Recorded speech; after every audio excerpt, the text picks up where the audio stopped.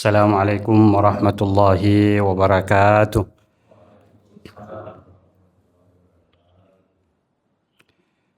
Alhamdulillahi rabbil alamin. Nahmaduhu wa nasta'inuhu wa nastahdihi wa natubu ilaihi wa na'udzu billah min syururi anfusina wa min sayyiati a'malina. May yahdihillahu fala mudilla lahu wa may yudlil fala hadiya lahu. Asyhadu an la ilaha illallah wahdahu la syarika lah. Wa asyhadu anna Muhammadan abduhu wa rasuluhu, amma ba'd. Jamaah salat subuh yang semoga senantiasa dirahmati oleh Allah Subhanahu wa taala. Kita memuji dan bersyukur kepada Allah Tabaraka wa taala di subuh hari ini kembali kita bisa hadir sama-sama untuk melaksanakan salat subuh secara berjamaah. Mudah-mudahan Allah Tabaraka wa taala mencurahkan keberkahan rahmat pada kita semua di awal pagi hari ini. Amin ya rabbal alamin.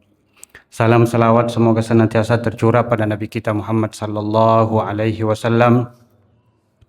Lewat perjuangan dan kerja keras beliau kita dapat merasakan al-Islam, kita berbahagia berbangga dengan Islam yang telah dibawa diperjuangkan oleh Rasulullah Muhammad sallallahu alaihi wasallam. Jamaah subuh rahimakumullah, di subuh hari ini kita sudah berpindah di surah yang ke-13. Surah ke-14, ya. Surah ke-14 adalah surah Ibrahim. Bahkan kemarin kita baca ayat-ayat terakhir dari surah Ar-Ra'd. Surah Ibrahim, ya, mulai dari halaman 255 dan seterusnya. Sebelum kita mulai terjemahan dan tadabbur singkat dari surah Ibrahim, ya, sedikit muqaddimah dari surah ini. Ya, surah ini jamaah rahimakumullah adalah surah yang ke-14 dari urutan surah-surah. Kalau kita baca dari awal, Al-Fatihah, Al-Baqarah, Ali Imran dan seterusnya, surah ini adalah surah yang ke-14. Ya, jumlah ayat 52 ayat. Ya. Kalau kita hitung lembarannya ini Pak, ini 3 lembar setengah. Artinya 7 halaman. Ya, kurang sedikit. Surah ini termasuk surah-surah Makkiyah. Itu artinya bahwa surah ini bercerita banyak tentang keimanan, akidah, ya, mengajak orang beriman pada Allah, beriman pada para nabi dan rasul, beriman kepada Al-Quran. Dan juga kalau kita lihat termasuk bahasan dari surah ini adalah terkait banyak dengan akidah dan keimanan. Kemudian surah ini dinamai dengan surah Ibrahim. Ya. Kalau kita lihat jamaah yang berbahagia, kisah Nabi Ibrahim banyak disebutkan dalam beberapa surah. Bahkan di surah-surah yang lain itu lebih banyak dan lebih panjang. Tapi di sini tidak banyak bercerita tentang kisah Nabi Ibrahim. Tapi kenapa disebutkan, ya, surah ini kemudian dinamai dengan surah Nabi Ibrahim? Ya, ternyata, ya, para ulama menyimpulkan bahwa penamaan surah ini dengan surah Nabi Ibrahim terkait dengan doa-doa Nabi Ibrahim alaihi salam. Ya. Kita melihat dari ayat 34 sampai dengan ayat 41. Jadi tidak bercerita banyak tentang kisah Nabi Ibrahim dari kecil, kemudian dibakar dan seterusnya. Tapi disebutkan dalam surah ini khusus doa-doa Nabi Ibrahim terkait dengan Mekah.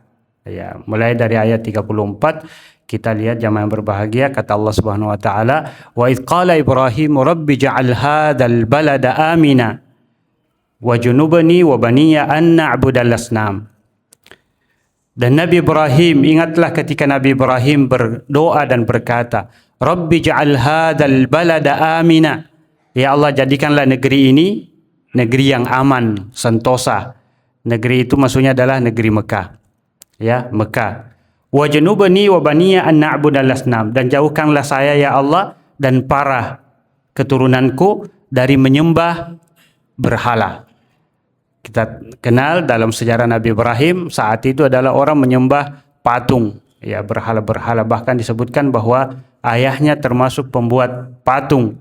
Maka dia berdoa untuk keamanan negeri Mekah dan meminta perlindungan dari Allah untuk dirinya dan keturunannya kemudian untuk dari menyembah berhala-berhala. Kemudian doa seterusnya adalah Rabbana inni askantu min dzurriyyati biwadin ghairi dzi zar'in 'inda baitikal muharram. Ya Allah, saya sudah menempatkan sebahagian keluargaku.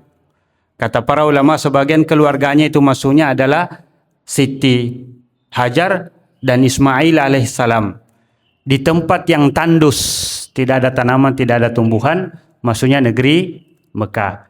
Kita sudah tahu ceritanya zaman berbahagia ketika Nabi Ibrahim membawa Siti Hajar dengan Ismail putranya yang masih bayi ke negeri, ke tempat yang disebutkan lembah yang tandus, tidak ada tumbuhan, dan itu adalah Mekah. Apa tujuannya? Kata Ibrahim, Rabbana liyuqimus salat, agar nanti turunan saya ini mendirikan salat. Faja'al afidatan minan nasi tahwi ilaihim, maka jadikanlah ya Allah hati-hati manusia selalu rindu pada tempat ini dan para keluarga saya yang ada di kota Mekah. Kata para ulama, dari doa Nabi Ibrahim inilah kemudian orang-orang selalu merasa hatinya terpaut datang untuk melakukan ibadah haji ataupun ibadah umrah. Warzuqhum minas samarati la'allahum yashkurun, dan berikanlah mereka rezeki dari buah-buahan. Rezeki dari buah-buahan agar mereka bersyukur. Sampai hari ini jamaah berbahagia, buah apa saja yang orang cari, orang mau, semuanya ada di Mekah. Walaupun tidak tumbuh di sana, Pak, tapi dengan mudah, begitu mudahnya datang ke sana sebagai sumber kehidupan. Kemudian di antara doa berikutnya adalah kesyukuran Nabi Ibrahim. Saya tidak baca semuanya jamaah yang berbahagia. Kesyukuran Nabi Ibrahim di saat Allah memberikan keturunan. Dalam doa-doa Nabi Ibrahim itu kita kenal bahwa Nabi Ibrahim di usia yang sudah sangat tua, dia belum punya anak. Siti Sarah belum hamil-hamil, sementara umurnya sudah tua, Pak. Nabi Ibrahim sudah tua, Siti Sarah sudah tua. Lalu kemudian dengan hikmah Allah melalui Siti Hajar lahirlah Nabi Ismail alaihissalam, dan dengan itu kemudian ternyata Siti Sarah yang sudah tua juga hamil dan melahirkanlah Nabi Ishak alaihissalam. Dari Nabi Ishak alaihissalam kemudian turunlah turunan para nabi. Nabi Ishak, Nabi Yakub, Nabi Yusuf, dan turunannya kemudian turunan nabi-nabi dari kalangan Bani Israel. Dari Nabi Ishak alaihissalam, dari istrinya Siti Hajar turunlah kemudian Nabi Ismail, kemudian nanti cucunya datanglah Rasulullah alaihissalatu wassalam. Maka di sinilah disebut Ibrahim itu adalah Abul Anbiya, bapaknya para nabi. Beliau nabi, anaknya nabi, cucunya nabi, dan turunan-turunannya kemudian dari dua istri itu adalah orang-orang turunan nabi. Maka Nabi Ibrahim mengatakan, Alhamdulillahilladzi wahabali alal kibari Ismail wa Ishaq. Segala puji bagi Allah yang telah memberikan saya, mengaruniakan kepada saya di usia yang tua. Masya Allah, di usia yang tua, Pak. Alal kibari Ismail wa Ishaq. Ismail dan Ishaq. Inna Rabbi, Nabi Ibrahim alaihissalam menguatkan, Inna Rabbi, sesungguhnya Tuhanku, la sami'ud du'a, benar-benar mendengarkan doa. Maha mendengar doa.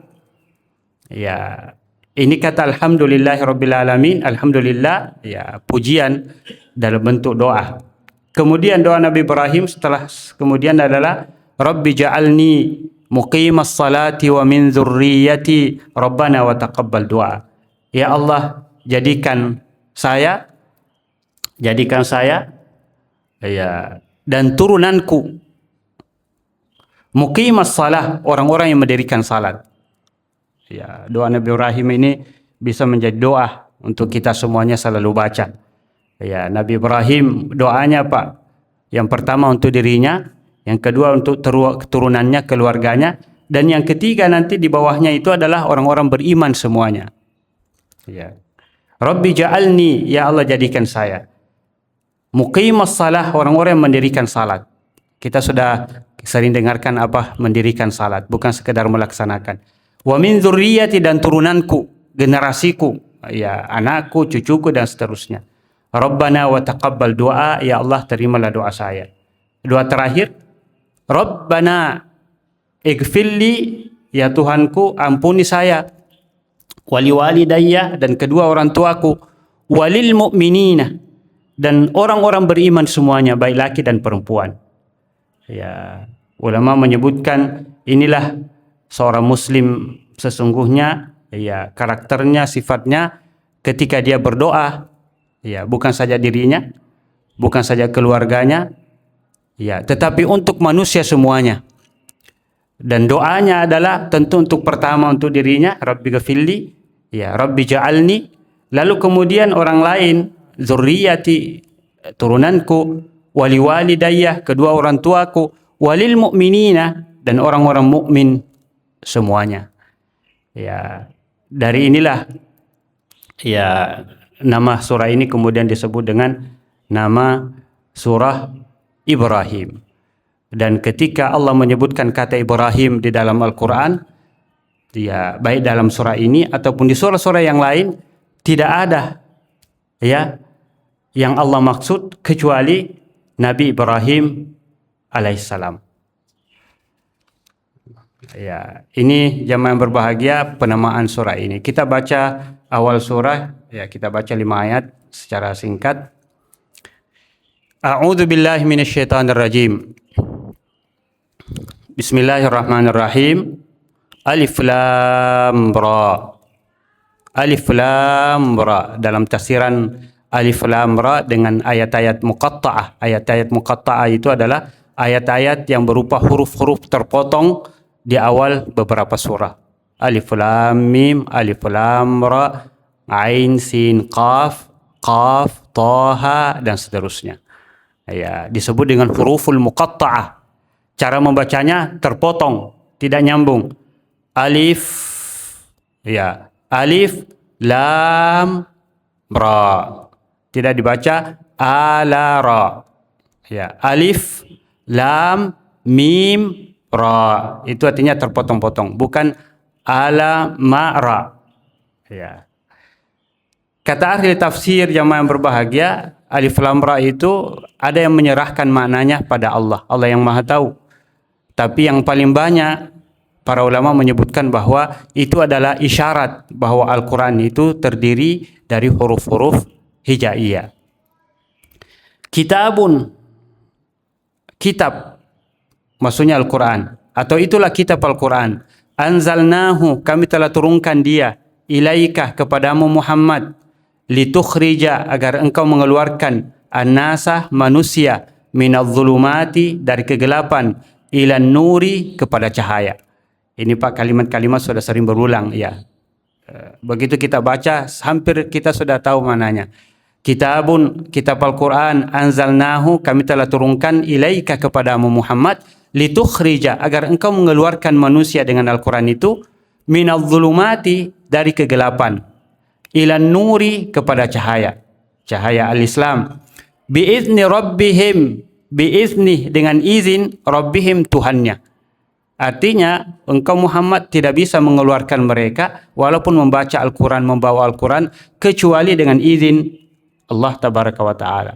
Disitulah pentingnya doa Pak, tidak boleh mengandalkan kemampuan diri sendiri, ya termasuk merawat, ya mendidik anak itu. Orang jangan mengandalkan kemampuannya, kehebatannya, taruh di pesantren ini, taruh di sini, taruh di sini. Tentu harus semuanya dengan izin Allah. Maka perlu doa. Bi'idni rabbihim ila sirati, kepada jalan. Sirat, jalan, sudah sering dibaca Pak. Sirat, siratul mustaqim. Ila sirati, kepada jalan al-aziz, yang maha perkasa. Jalan Allah yang maha perkasa. Al-hamid, yang maha terpuji. Jalannya Allah kepada jalan yang lurus. Jalannya Allah yang maha perkasa. Al-hamid, yang maha terpuji. Allahi, yaitu Allah. Ada yang mengatakan baku nyambung dari atas, Azizil Hamidillahi, makanya kasrah Pak. Ya. Atau ada yang kalau orang baca kaidah-kaidah bahasa Arab, dia menyebutkan ila siratillahi, kemudian al-aziz al-hamid. Ya. Allahi, yaitu Allah, jalannya Allah. Siapa Allah? Alladzi, yang lahu, miliknya, ma fis samawati, apa yang ada di langit, wa ma fil ardi, dan apa yang ada di bumi. Sudah sering berulang Pak.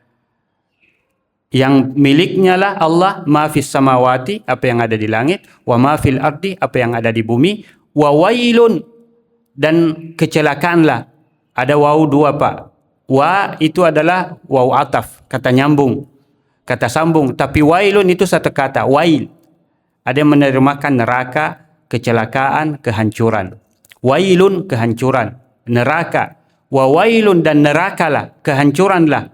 Siapa? Lil kafirina, bagi orang-orang yang kafir, min adabin syadid, berupa adab syadid, yang pedih. Ya, syadid, yang pedih. Wail ini sering kita juga temukan dalam beberapa ayat. Ada wailun lil mutaffifin, kecelakaanlah bagi orang-orang yang mutaffif. Ya. Wailun likulli humazah, kecelakaanlah bagi orang-orang yang selalu mengumpat, dan seterusnya. Siapa mereka orang-orang kafir? Kecelakaanlah bagi orang-orang kafir, berupa azab yang pedih. Siapa mereka? Kata Allah, alladzina, yaitu orang-orang yang yastahibbuna, lebih suka atau lebih mengutamakan, al-hayata dunya, kehidupan dunia, alal akhirah, daripada akhirat, kehidupan akhirat. Ya. Orang kafir itu sifatnya, kata Allah, yastahibbunal hayata dunya, lebih suka kehidupan dunia dengan segala isinya, maksudnya alal akhirah, atas akhirat. Wa yasudduna, dan mereka menghalangi manusia, an, dari sabilillah, jalannya Allah, menghalangi manusia dari agama Allah. Wa yabghunaha iwaja, wa yabghuna, dan mereka menginginkan jalan itu iwajan, menjadi bengkok, tidak lurus, tidak berjalan, menginginkan dakwanya Rasulullah tidak berjalan, agama tidak berkembang. Itulah orang kafir. Maka kata Allah, ulaika, mereka itu orang-orang, fi dhalalin, berada dalam kesesatan, ba'idin, yang jauh, kesesatan yang sangat dalam. Ayat berikut, wa ma arsalna mir rasulin, wa ma, dan tidaklah, arsalna, kami utus, min rasulin, dari seorang rasul, tidaklah kami utus seorang rasul, illa, kecuali dia, bilisani qaumihi, dengan lisan kaumnya, bahasa kaumnya.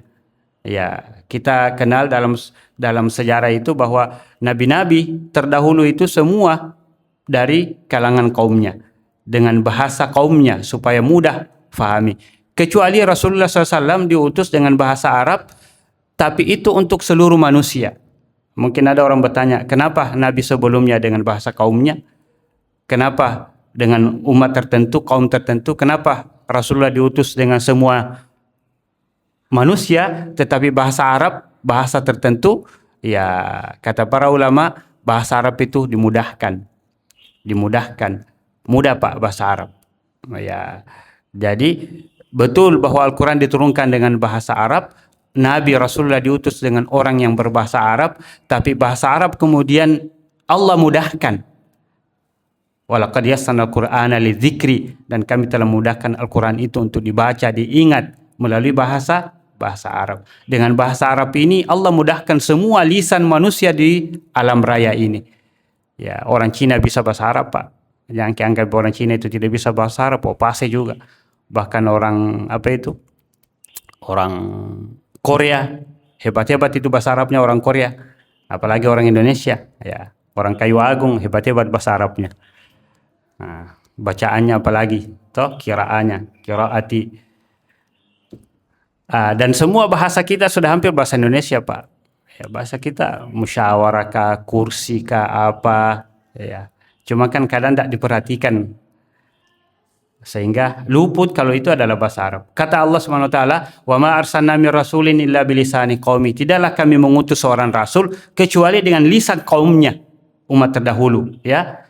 Liyubayyina lahum, agar yubayyina, para nabi itu menjelaskan lahum kepada mereka, para kaumnya, ya, menjelaskan agama, menjelaskan aturan perintah Allah. Liyubayyina lahum fayudillullahu man yasha.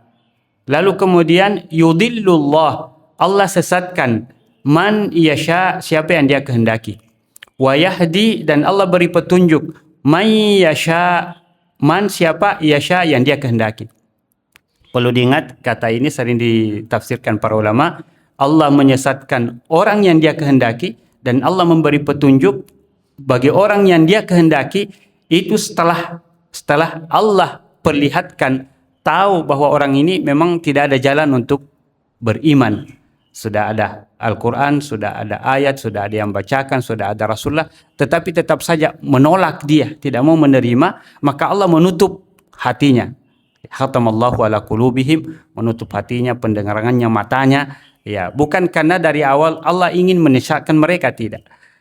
Allah telah membukakan dua jalan, kebenaran, kebatilan, wa hadainahu najdaini, dan seterusnya. Maka siapa yang membuka hatinya, melihat dan berusaha, maka Allah akan berikan petunjuk kepadanya. Allah mudahkan. Itu maksudnya, ya. Wa huwa, dan dia, siapa dia? Allah. Al-Aziz, Maha Perkasa. Al-Hakim, Maha Bijaksana.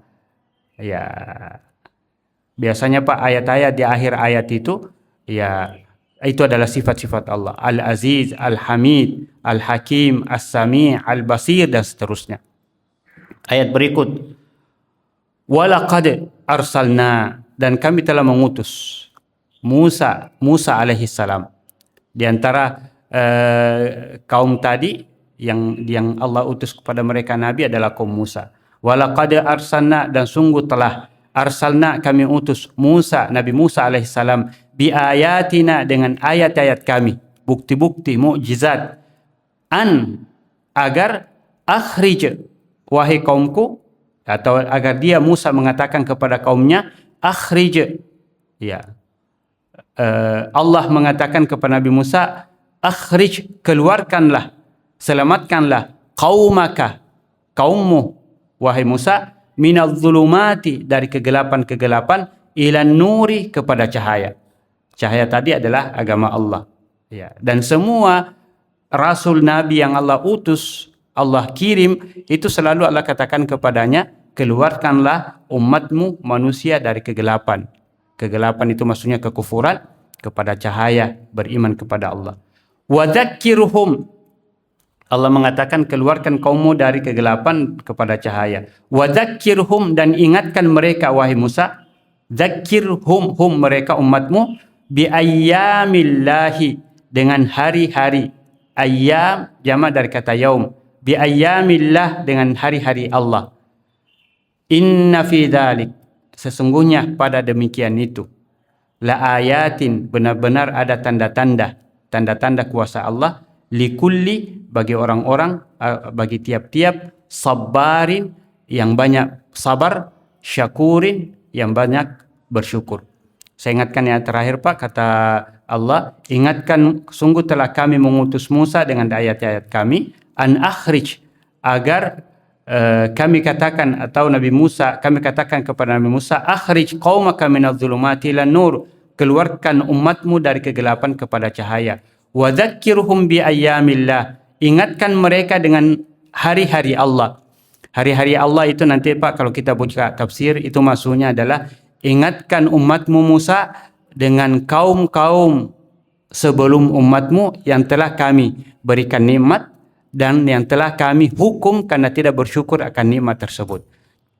Jadi ayyamillah, hari-hari yang sudah lewat, hari-hari Allah yang sudah lewat, di mana pada hari itu ada umat yang kami beri nikmat kemudian bersyukur, dan ada orang yang kami beri nikmat dan tidak bersyukur lalu kami azab mereka. Ada kaum Nuh, ada kaum 'Ad, ada kaum Tsamud, ya, sebelum Nabi Musa alaihissalam. Inna fi dzalik, maka kata Allah, sesungguhnya pada yang demikian. Demikian itu maksudnya cerita umat-umat terdahulu tadi yang kami telah binasakan karena kufur, la ayatin, betul-betul ada tanda-tanda kuasa Allah, likulli, bagi tiap-tiap sabar yang banyak bersabar. Sabar itu dari kata sabarah, kata kerja bersabar. Orangnya sabir. Sabar, orang Indonesia Pak sering disebut sabar, ya, sudah menjadi bahasa sabar. Orang sabar. Sabir, sabar. Kalau kata sabar, penyabar, dia betul-betul penyabar. Ya, isim mubalaghah dalam bahasa Arab. Syakur bukan sekedar bersyukur, tapi selalu bersyukur. Jadi sabar itu maksudnya orangnya sangat penyabar. Syakur, orang yang sangat bersyukur. Likulli sabarin syakurin. Jamaah yang berbahagia, saya kira 5 ayat dulu, ya, beberapa pelajaran yang kita ambil dari apa yang kita baca dari surah Ibrahim, ya, dari kisah Nabi Ibrahim yang singkat tadi. Nabi Ibrahim adalah manusia yang sangat mulia, disebutkan bahwa dia adalah Khalilullah, kekasihnya Allah, ya, dan dia adalah Abul Anbiya, bapaknya para nabi dan rasul. Kemudian beliau adalah orang yang sangat sabar, teguh melawan kemusyrikan, termasuk melawan penyembahan berhala yang ada pada zamannya, menghadapi raja dan bahkan menghadapi kedua orang tuanya. Ya, tapi pelajaran yang diambil dari Nabi Ibrahim dalam doanya tadi, dia mengatakan Rabbi ghafirli wa liwalidayya, ampuni saya dan kedua orang tuaku. Tapi lalu kemudian di ayat lain Allah tegur Musa alaihissalam untuk tidak mendoakan kedua orang tuanya doa ampunan, karena kedua orang tuanya tidak beriman. Jadi kalau ada orang musyrik, orang tua musyrik, kafir, tidak beriman, tidak beragama Islam, itu boleh didoakan Pak. Tapi doa semoga dia beriman. Doa agar dia beriman. Doa agar dia diberi petunjuk. Atau mungkin didoakan secara umum, dikasih kesehatan, dikasih kemudahan rezeki, boleh. Diberi petunjuk, ya Allah berikan petunjuk supaya dia beriman.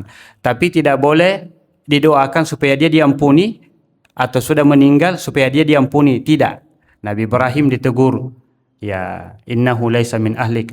Nabi Ibrahim ditegur Allah karena dia mendoakan kedua orang tuanya doa ampunan, sementara kedua orang tuanya tidak sampai beriman dan menolak dakwanya. Maka doanya ini itu sebelum Allah tegur Nabi Ibrahim alaihissalam. Tapi apapun itu, pelajaran yang kita ambil bahwa Nabi Ibrahim ketika berdoa, pertama untuk dirinya, kedua untuk keluarganya, orang tua dan anaknya, yang berikutnya adalah orang-orang beriman. Ini rahasia Pak, ini berdoa itu, ya, kadang-kadang kita berdoa kita saja sendiri, ya Allah kasih saya, ya Allah sehatkan saya, mudahkan saya, kuatkan saya, dilupa. Paling jauh ya kadang-kadang orang tua aja sama anak saya sekolah di sini. Tapi tetangga, orang lain masa bodoh kadang-kadang. Inilah maka orang beriman itu doanya ya menyeluruh. Dan kata Rasulullah, tidaklah seseorang berdoa untuk orang lain kecuali malaikat mengatakan, ya Allah terima doanya dan berikan apa yang dia minta untuk orang lain, berikan dia seperti apa yang dia minta untuk orang lain. Jadi kalau orang berdoa untuk kesehatan orang lain, Allah juga memberikan kesehatan untuk kita semua, dan itu bisa menjadi wasilah dan gambaran kesucian, kebeningan hati seorang muslim. Pelajaran yang berikut yang kita ambil, jamaah yang berbahagia, bahwa orang kafir kata Allah, ya, itu lebih suka atas kehidupan dunia daripada kehidupan akhirat. Orang beriman bukan berarti tidak boleh cinta dunia, bahkan perintah untuk mencari kehidupan dunia itu adalah perintah yang tegas. Setelah salat keluarlah, fasau fantashiru fil ard, bertebaran di atas bumi, keluar cari, ya, cari kata Allah rezeki Allah, ya. Fantashiru itu keluar, ya, keluar itu sehingga ada ulama mengatakan kadang-kadang ada orang Pak di negerinya, di kampungnya dia tidak bisa tahu mau kerja apa. Pusing dia mau kerja apa. Tapi begitu ke Malaysia, Masya Allah, semuanya nak kerja, ya, sampai berkeringat semua, ya. Kadang-kadang rezekinya orang terbuka di luar, jauh daripada negerinya. Tapi kata Allah, pastikan bahwa itu adalah sarana wasilah untuk mendapatkan kehidupan akhirat. Dan kalau itu sarana wasilah untuk mendapat kehidupan akhirat, apapun orang dapat, dimanapun dia dapat, ya kurang dia dapat, kalau dia niatkan wasilah, sarana untuk mencapai ridhanya Allah, maka itu semua berpahala. Banyak berpahala, kurang juga berpahala. Susahnya berpahala, senangnya juga berpahala. Maka di sini pentingnya Islam dan pentingnya niat. Ketika orang di pagi hari mengantar anaknya ke sekolah, bukan sekedar supaya dia nanti jadi hebat, dokter, apa dapat semuanya. Tapi kalau dia niatkan itu supaya dia dapat nanti rezeki yang halal, dia bisa menghidupi dirinya dan keluarganya, niatnya karena Allah, maka itu semua adalah ibadah kepada Allah Subhanahu wa taala. Jadi mungkin kelihatannya dunia, Pak, orang bawa cangkul, orang bawa barang ke pasar, kelihatannya dunia, tapi sesungguhnya dia adalah akhirat. Tapi sebaliknya bisa saja orang kelihatannya akhirat, Quran mushaf dia tenteng, dia apa, tapi niatnya salah, tidak benar, itu juga bisa menjadi sia-sia. Saya kira itu jamaah berbahagia, mudah-mudahan apa yang kita baca memberikan manfaat. Mohon maaf atas segala kekurangan. Apa yang kita baca memberi syafaat pada hari kemudian insyaallah. Subhanakallahumma wa bihamdika asyhadu an la ilaha illa anta astaghfiruka wa atubu ilaik. Assalamualaikum warahmatullahi wabarakatuh.